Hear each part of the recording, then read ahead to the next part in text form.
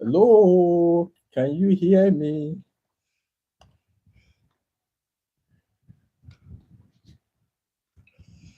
Let me see. Okay. Welcome to this live. I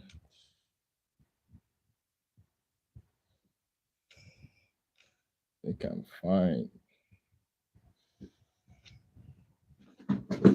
All right.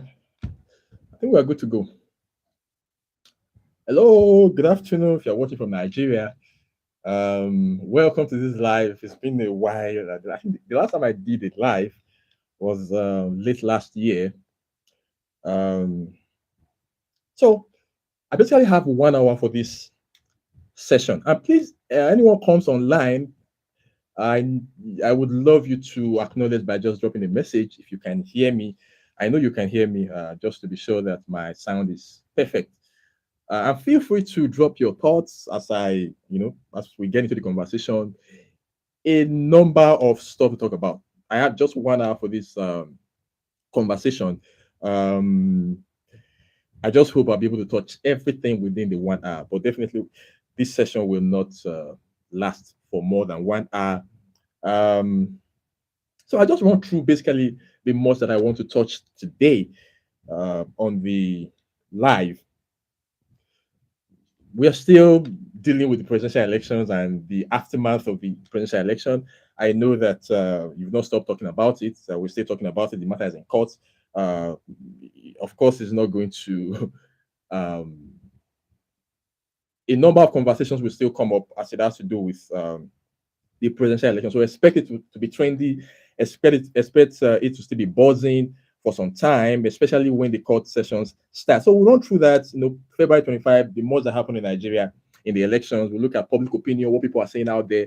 A lot of persons are talking. So we'll hear, I am on ground. A couple of people, we are in the streets, so we know what is happening in the streets and what is the sentiment out there, what is the public opinion out there, what are people saying about the presidential election, Nigeria's presidential election 2023. We'll look at INEC performance. We'll look at INEC as it has to do with the presidential election as conducted. We'll look at the presidency, and how they have responded to the whole February 25 event. We'll look at the international community, the most that is coming from there. We'll look at apathy, voter apathy. It appears that I am hearing that some persons are saying uh, because of disappointment, a lot of people are disappointed that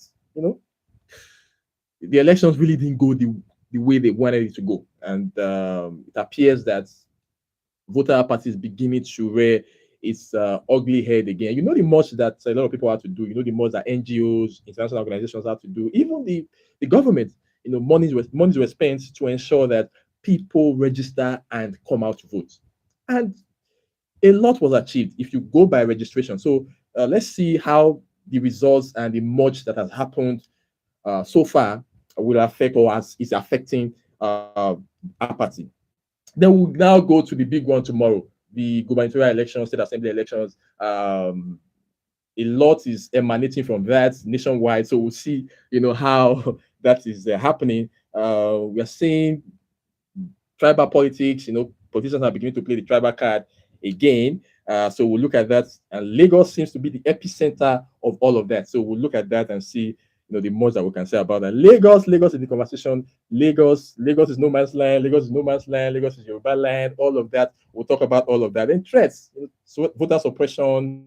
Then the governors, like you saw in the poster, in the flyer, Bambiala governor. If you're not Nigerian, Bambiala simply means beggar. So our governors are becoming beggars and going in the streets and begging for votes. So we'll look at that. Then we'll look at some local politics. When I say local politics, I mean my own domain. I am from Edo State, Benin City precisely, and we'll talk about the Governor Baseki a bit, just a bit. I Over the years I've shied away from really going deep on Governor Baseki. I've shied away from, even though there's a lot to say, but I've really shied away from not from talking about him. There's a lot. Of course, we'll talk about him. There'll be time to talk about him, especially as Edo is going into an election year 2024. Edo, we have staggered elections as it has to do with the gubernatorial election. So Basically, the much we'll be having tomorrow in Edo State is state assembly election, so no governorship election. So there's a lot to talk about Governor Baseki. There's a lot to talk about. In fact, I think late last year I was going to do a little documentary I had started producing, even shooting videos about Governor Baseki, but I just shut it down. You know, I have largely shied away from really going critical on Governor Baseki, even though I'm lately I've been quite critical about him, about his administration, about the much that he's been doing, about his performance in office. But we'll just touch on that because we are looking at Nigerian governors today. But subsequently, trust me, there's a lot to talk about Governor Baseki. So let's start it right away. Remember, I said this session will not last for more than 1 hour. So we'll just wrap all of this into 1 hour. And if you're online, please, I wouldn't mind if you drop a comment, just acknowledge that you are watching. Thank you for joining. I'm seeing a couple of persons joining already. Thank you for joining me on this conversation. Feel free to drop your thoughts. Feel free to drop your thoughts. Your thoughts are highly welcome. So, the presidential election. If you go check public opinion out there, Nigerians are not happy. Obviously, anybody who tells you that Nigerians are happy is or herself. Like, things are not well, but I'm glad that largely there's not been violence. There's not been anarchy, and I want to give kudos to the opposition parties and their leaders. That to a large extent they've tried to calm the situation down, and especially as the matter is now a subject of litigation. So the presidential election is what it is. Nigerians are not happy. And what are the issues? Preceding the election, February 25, a lot of Nigerians were very hopeful in the sense that technology was going to be involved in this election. In fact, that was the game changer, if I must use that phrase. It was the game changer. A lot of Nigerians, had a renewed hope. Of course, we've always had the challenge of voter apathy in Nigeria, but for this election, it appeared that we're going to have an increased participation solely due to the fact that technology was going to be used. INEC assured us, even the INEC chairman, Professor Mahmoud Yakubu, engaged Nigerians in a number of forums, locally and internationally. Remember, it was at the Chatham House, to address the international community about the readiness of INEC to conduct a free and fair election. So we have confidence, irrespective of the history, irrespective of the fact that we've never really had the luxury of a free and fair election. INEC assured us. We saw the efforts in the use of the BVAS, the IREV, and we thought for the first time we will really have the votes really count. So when you saw all that registration, the surge in registration, it was because there was a renewed hope in the fact that the Electoral Commission was going to do its best. So we could trust that, we have an umpire that was ready to deliver free and fair election. And usually it's the case in every democracy. If the populace have confidence in the system, they will participate.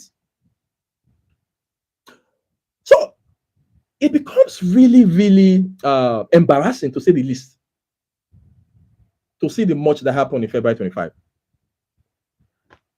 How is it that INEC changed the rules in the middle of the game?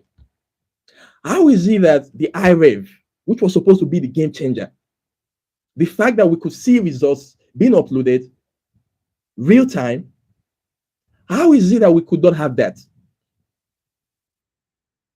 That is the issue. That's where the whole problem started. The fact that we could not get these results in real time bastardized the whole situation.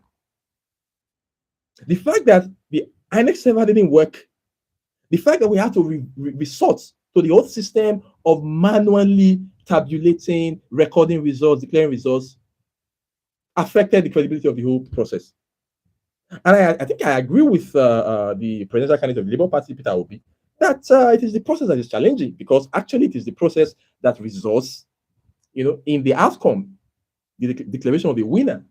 If the process is flawed, There's no way you're going to have, a credible outcome in the declaration. Then the question is, even while results were being declared, political parties, opposition parties raised issues, but was not going to attend to those issues. What was the hurry in declaring a result? Now, just today, I think INEC is coming out to say that they had issues with hacking, that there were a couple of hacking on the side. For me, I want to say that that's an afterthought because INEC never told us they had issues, never told us they had hackers. So if you ask me, I would say that's an afterthought. If INEC had issues with the server, if you had issues with security, as it has to do with the server, that was enough reason to suspend the process, whether before or during the election. Because the technology, the IRF, the BVAS technology, was the very basis upon which Nigerians were going to accept the process as credible.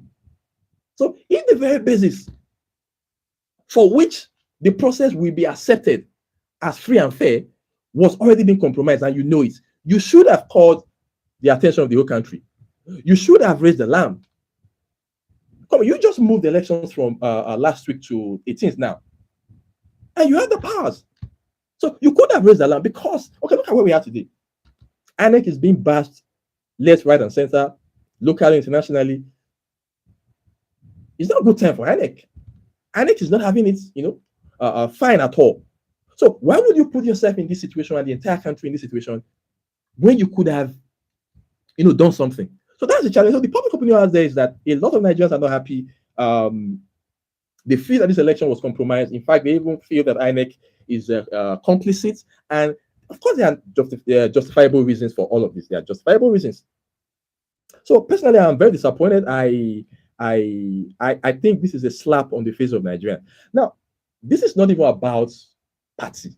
Even if I was a supporter of the declared winner, Bola Ahmed Tinubu of the APC, I still would raise questions concerning this process because this process is obviously flawed. So this is not about party that your candidate was declared winner, your preferred candidate was declared winner. That's not the issue here. We are looking at the integrity of the process. We are looking at posterity. We are looking at justice. We are looking at due process. Have we achieved all of that? Can we say this is something we can hold and say we have done something credible? What is so difficult in conducting an election? After all, how many persons even turned out to vote anyways? Which is another question we have, over 80 something or 90 something million voters registered. And then we didn't even have, up to 30 million people, maybe about 25 million or thereabouts or less. That's worrisome. So what happened? A lot of questions, is being asked. And I think INEC will have to provide answers. Personally, if you ask me, I would say that by now, I expected that the security agencies would have gone into this situation to really do some investigation. Personally, I expected that the DSS by now would be interrogating the INEC chairman, Professor Mahmoud Yakubu. Yeah, of course, there are many questions he has to answer. Why did the server not work? Why did the IRF not work? These are many questions. And it also bothers me that the presidency is not speaking. The president has been largely quiet about this with all of the questions raised. As we talk today, the United States have not congratulated the president-elect. So that is serious. A number of other Western countries and countries abroad, they've not, congratulating the president-elect, which means they have a problem with the process. Of course, they had officials, come to observe, and those officials obviously, brought reports back home. So what happened that day was obvious. Even the blind could see it, that process was flawed and that INEC did not do its job. I am disappointed. It's a shame looking at the fact that we spent since between 2019 and 2023, Nigeria had spent about $1 billion on INEC. Did you hear that? $1 billion on INEC. $1 billion, and that is the most that INEC could give us. Unacceptable. Unacceptable. Unacceptable. $1 billion is a shame. It's embarrassing. It's not acceptable. And if I we should even thank Nigerians that we are still at holding our peace by now, because I know that in other saner environments that will not be accepted. $1 billion, and then that is the most that INEC could give us. That's sham. No way. It has to be said. It has to be said. We should not stop saying it. I know that the issue is now a subject of litigation, but we must not stop saying it, because there's also the court of public opinion. We must not stop saying it that we are disappointed in INEC, and it has to be said.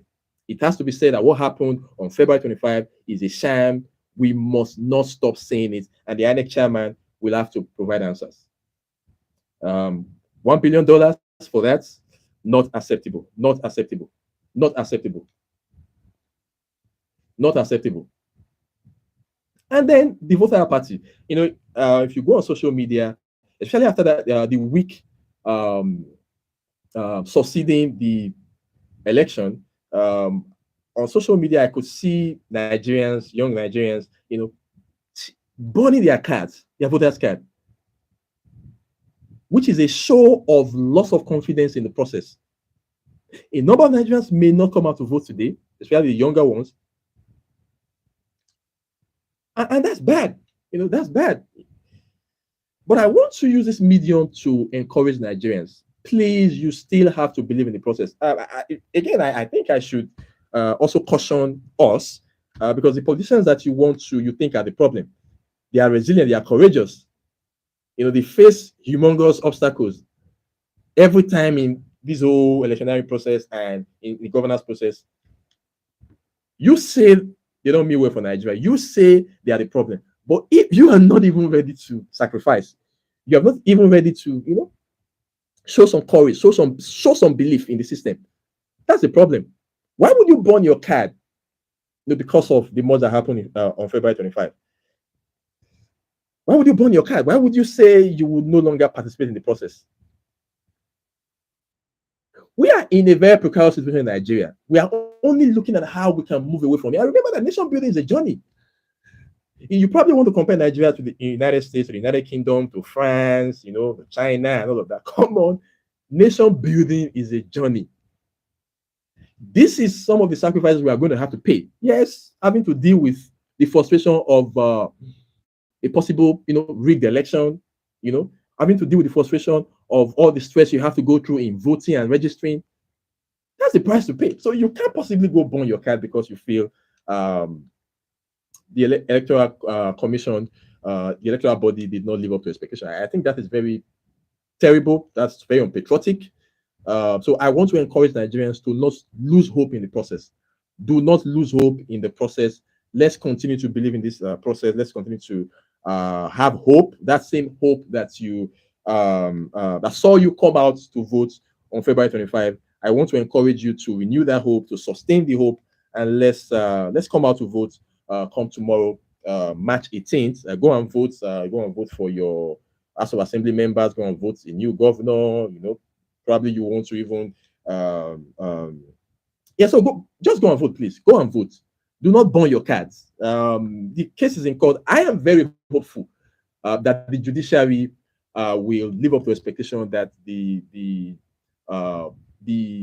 anomalies will be corrected in courts. It's going to be interesting, in courts. I personally, I want to encourage you to follow the process, the court cases, the sittings, the sessions. I want you to follow. If you could even go to the courts as much as is allowed, I encourage you to go. Let's be part of the process. I believe that the judiciary will correct all of this wrong. So let's not lose hope. As much as some people are saying that they do not have trust in the judiciary, I want to say no. Let us trust the judiciary. Let us. It's bad, but it's not as bad as we think. There are still men of integrity in that institution, in the judiciary. So let's have confidence in the most that they can do. And at the end of the day, it's going to be by evidence. So I think what we should be doing now for the political parties and even Nigerians is evidence gathering. Evidence gathering. So if the evidence are glaring, there's really nothing that anybody can do. So the will of the people must prevail. That's the important thing. The will of the people must prevail. Let's have confidence in the judiciary to correct the supposed wrong of February 25. Let's be hopeful, please. Go out and vote. Do not burn your cards, please. Do not burn your cards. That will be very irresponsible. That will be very irresponsible. It will be unpatriotic. You know, let's raise the bar. Let's continue to renew the hope, and please go and vote tomorrow. Go and vote tomorrow. So that brings me to the governorship election. It's been very interesting, to see the merge that has been happening. You saw or you're seeing Nigerian governors and how they are reaching out to canvas for votes. What bothers me is that I begin to think the kinds of people we elect into that institution. I particularly have issues with governors in Nigeria. Nigerian governors, I have a problem with them. You're seeing Sanwo-Olu going to, the people. You're seeing him go to church. We even hear that he went to churches and, was ushering people in and out, greeting people. He goes to artisans, try to relate with them. And you're seeing that, happening in other states, Rivers, Edo, Kaduna, and all of that. So you mean he had to take for your office to be threatened before you become a servant leader, before you respect the people? No, he had to take an election. It's such a shame. I must confess, it's such a shame. This is not leadership. This is not leadership. This is not leadership. So you have to take an election. You have to take your office to be threatened before you respect the people. This is supposed to be a democracy. The power is supposed to belong to the people anyways. So it takes an election, it takes for your office to be threatened for you to respect the people. It's a shame. These are no leaders, I must confess. These are no leaders. And then this conversation of ethnic card, politicians playing the ethnic card. And I want to tell Nigerians, please do not fall for this trick. Why is it that this whole ethnicity issue always comes up during the election? And you think the politicians are not playing with you? Of course they are playing with you. They are playing with your intelligence. They are taking advantage of you. So during the election, they remind you that the other person is Igbo, the other person is Yoruba, the other person is Edo, the other person is Yoruba, the other person is Hausa Fulani. Do not fall for it. It's a game and it's about votes. Do not fall for it.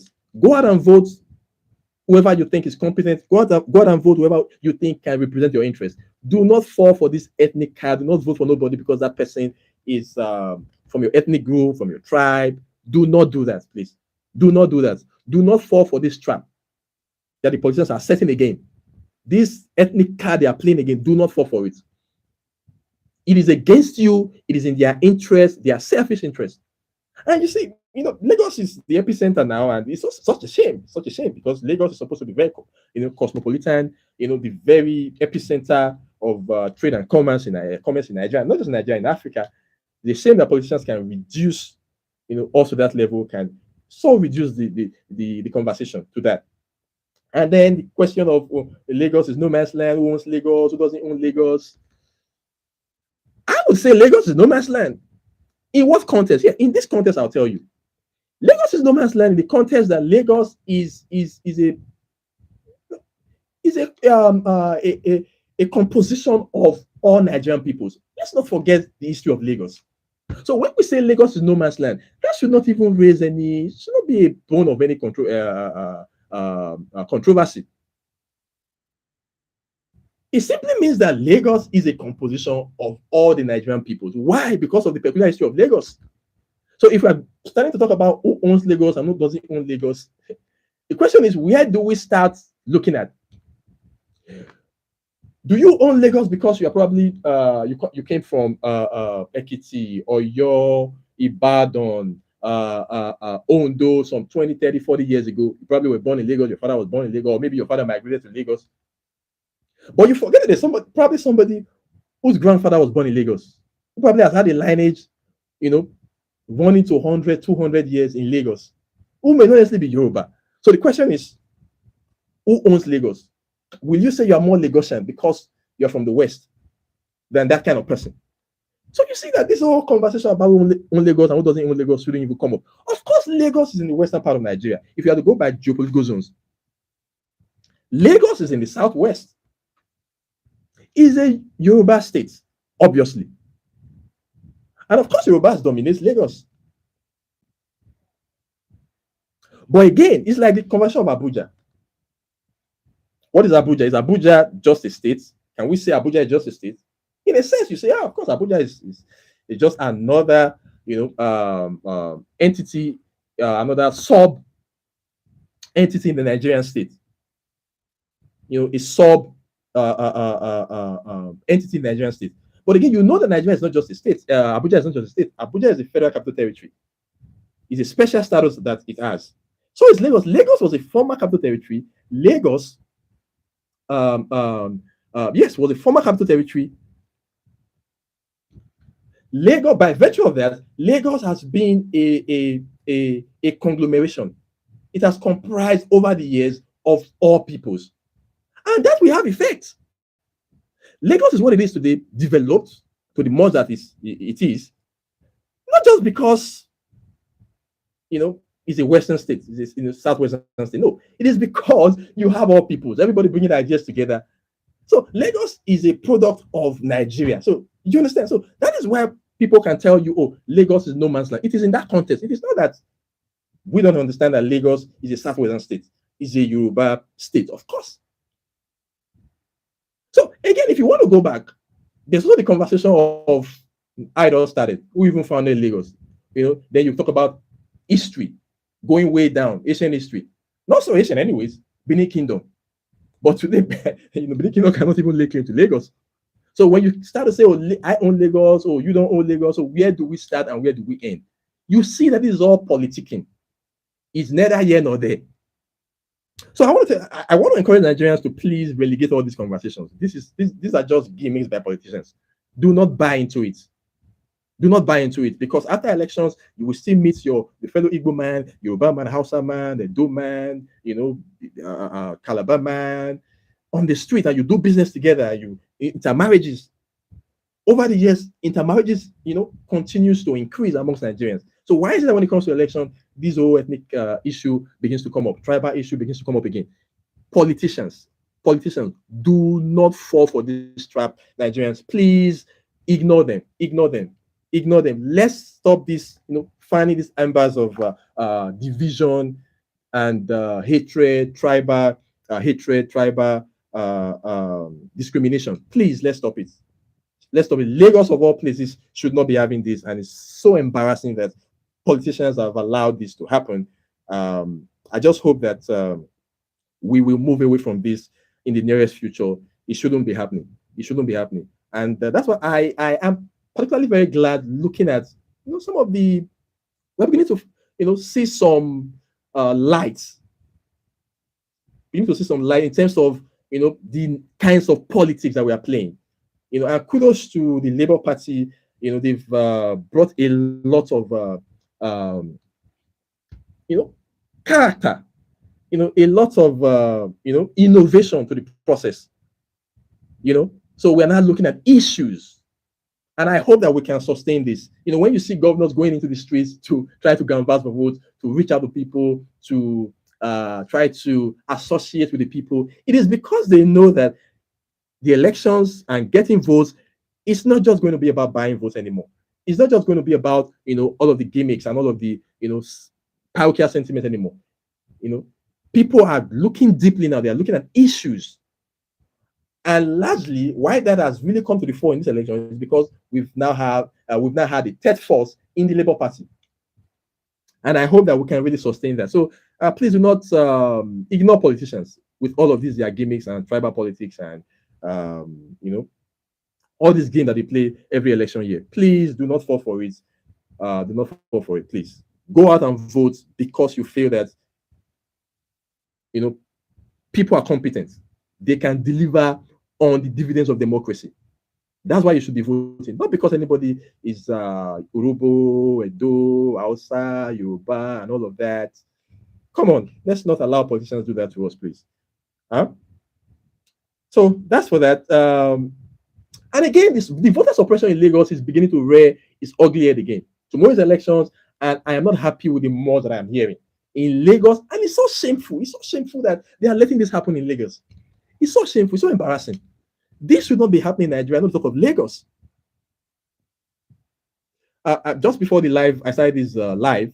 I saw on Vanguard um, a video. Vanguard reporting now that a video is circulating of MC Oluomo threatening that whoever is not ready to vote APC shouldn't come out to vote tomorrow. I find that really, really, really insulting to Nigerians. With the much that happened last 2 weeks in the presidential election, you want to think that we have learned our lessons. We saw videos on social media, even on mainstream media, of people threatening in polling booths, voting centers, threatening that people should go home if they are not willing to vote for a certain party, the APC precisely, So if you're not willing to vote for APC, leave the polling station, leave the polling units. We saw that. We saw videos. We saw audios. The question I want to ask is, how many persons have been arrested? We saw faces. How many people have been arrested? Where are the security institutions? And then you are hearing that MC Oluomo is now saying again, towing the same line again, that if you're not ready to vote the APC tomorrow in the governorship election, you should stay back. For me, I consider that as serious as treason. I think the security institutions need to step up.